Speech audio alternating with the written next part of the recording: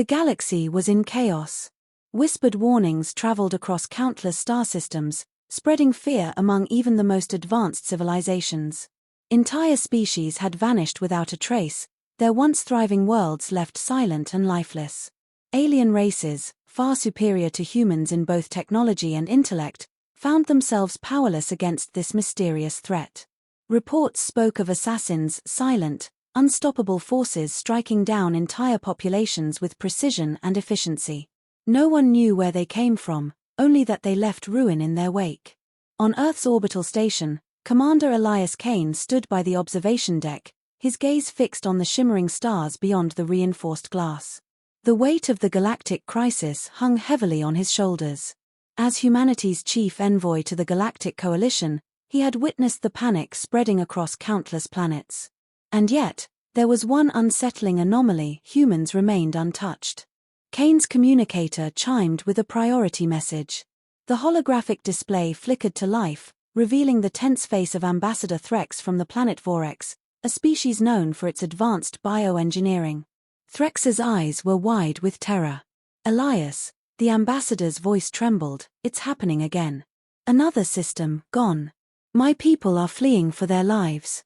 Kane clenched his jaw. "What about Earth?" he asked, already anticipating the answer. Threx hesitated. "Nothing. Your planet remains, unaffected." This was not the first time Kane had heard such a report. Species after species had fallen, but humanity stood untouched, seemingly invisible to these alien assassins. The Galactic Coalition was baffled, unable to comprehend why a relatively primitive species like humans had been spared. "Why us?" Kane muttered under his breath as Threx's transmission cut off. Behind him, Dr. Myra Patel, the station's leading xenobiologist, approached with a grim expression. "Commander, I've analyzed the Coalition's data on the disappearances," she said. "The pattern is undeniable. The assassins are targeting species with advanced neural networks and centralized data systems. And we don't have that," Kane said, piecing it together. Patel nodded. "Our biological systems are decentralized, chaotic even. Our brains don't operate on predictable patterns like most advanced species. It might be what's keeping us safe." Kane's mind raced.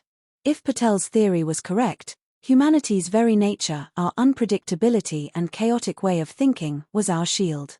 But for how long? A sudden alert blared through the station. "Commander, incoming transmission from Sector Delta," a voice announced over the intercom. Kane activated the holographic display.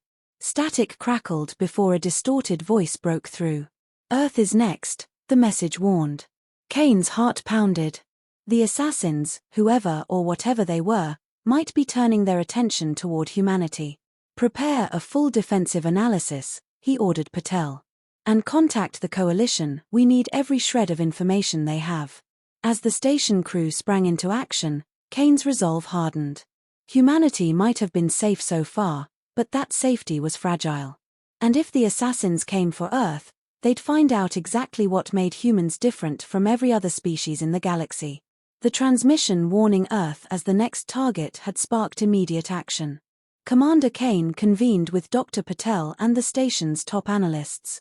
The stakes were clear: if the assassins were truly coming, they needed to understand their enemy before it was too late.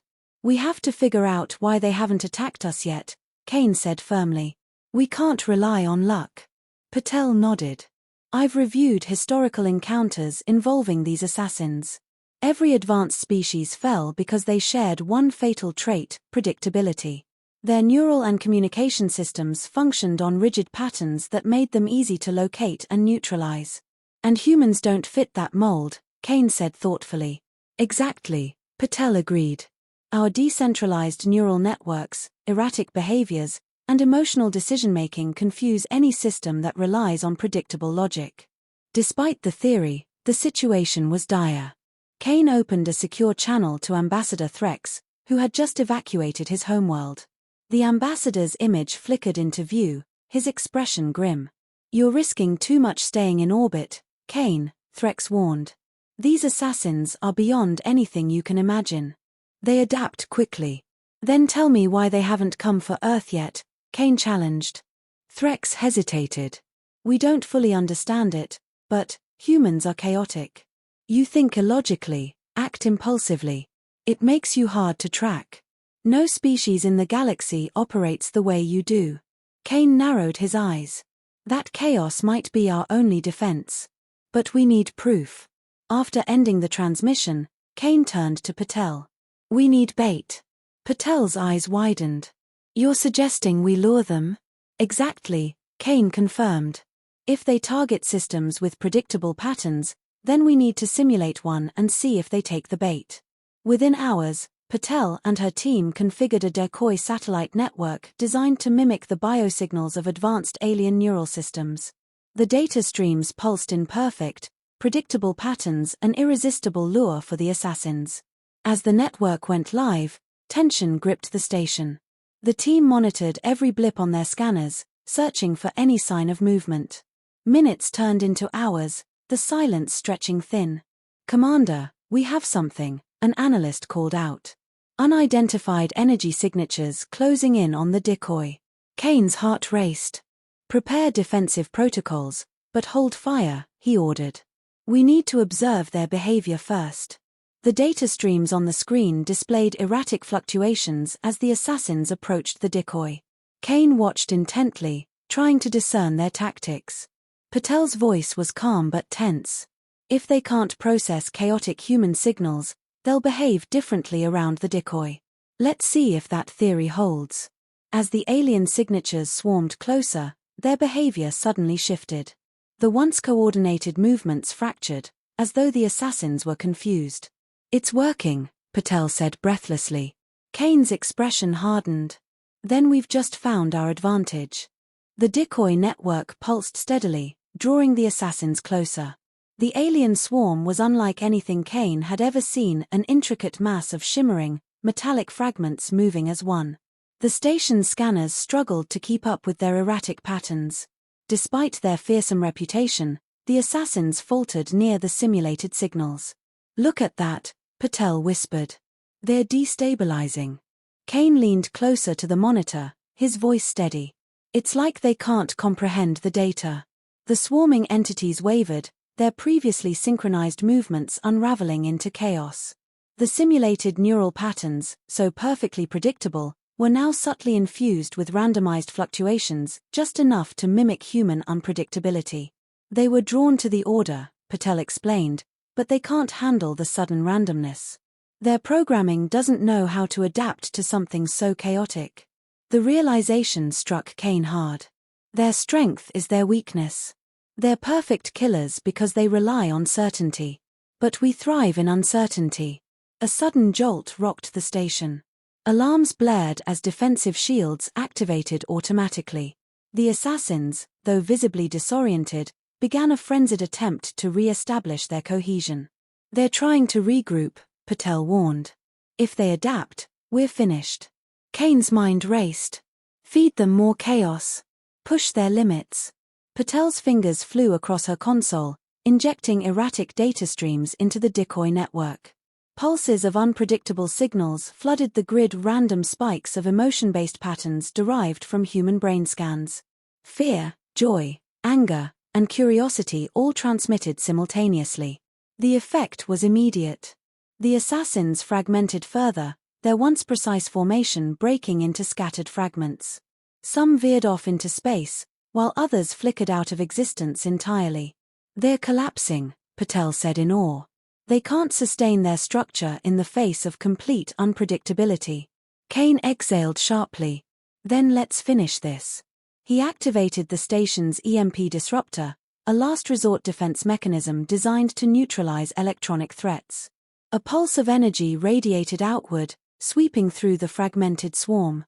One by one, the assassins disintegrated into harmless particles, scattered across the void. Silence returned to the station. The monitors displayed nothing but empty space where the swarm had once been. Patel sank back in her chair, disbelief etched across her face. "We did it." Kane nodded, his voice firm. "No, humanity did it. We survived because we embraced what makes us different, our chaos, our adaptability." The weight of the moment settled over them. The assassins, once thought unstoppable, had been defeated by the very traits that defined humanity. Kane's gaze hardened. Now the galaxy will know. We're not weak. We're something they can't predict, something they can't kill. News of humanity's victory spread rapidly across the galactic network. The once dismissive voices of advanced civilizations now spoke with awe and cautious respect. Species that had survived in hiding emerged, seeking answers from Earth. How had a race considered primitive by galactic standards defeated an enemy that even the mightiest empires had fallen to? In the orbital station's command center, Commander Kane reviewed the flood of diplomatic requests. Ambassador Threx's hologram flickered into view, his tone now devoid of the condescension he'd once carried. "You've done the impossible," Threx admitted. "The galaxy owes you a debt." Kane remained composed. "We didn't just survive, Ambassador. We proved that strength doesn't always come from technological superiority." Threx's expression was thoughtful. The assassins were the galaxy's greatest terror because they operated on perfection and precision. But humans, you're unpredictable. You thrive in chaos, and that makes you impossible to eliminate. As the transmission ended, Dr. Patel approached with a report. "The assassins are gone, but the implications are huge. Other species want to study our neural patterns and adaptability." Kane's brow furrowed. "We're not a science experiment. But alliances? That's different." Patel smiled faintly. "Funny, isn't it? They used to see us as insignificant. Now they see us as a solution." Kane gazed out at the vast expanse of stars. "Maybe that's the lesson. The galaxy has always valued order and control. But sometimes, it's chaos that wins." The realization settled over him: humanity's rise in galactic status wasn't just about defeating the assassins. It was about proving that survival required more than just logic and efficiency. It required creativity, adaptability, and the courage to face uncertainty head-on. Diplomatic messages continued to flood in, requests for treaties and cooperation from species that once ignored Earth. The tables had turned, and humanity was no longer seen as a backwater anomaly but as a force to be reckoned with. Kane addressed the crew, his voice resolute. "We've earned our place in this galaxy. Not because we're the strongest or the smartest, but because we're something they can't predict. And that makes us invaluable." The crew nodded in agreement. They knew this victory was just the beginning. The galaxy had changed, and Earth was no longer a passive observer. As Kane stood on the observation deck, watching the stars shimmer with endless possibilities, one thing was certain: humanity's journey among the stars had only just begun. They would face new challenges, forge new alliances, and continue to thrive in the chaos that defined them. And no matter what threats emerged, the galaxy would remember one undeniable truth: humans were safe because they were human.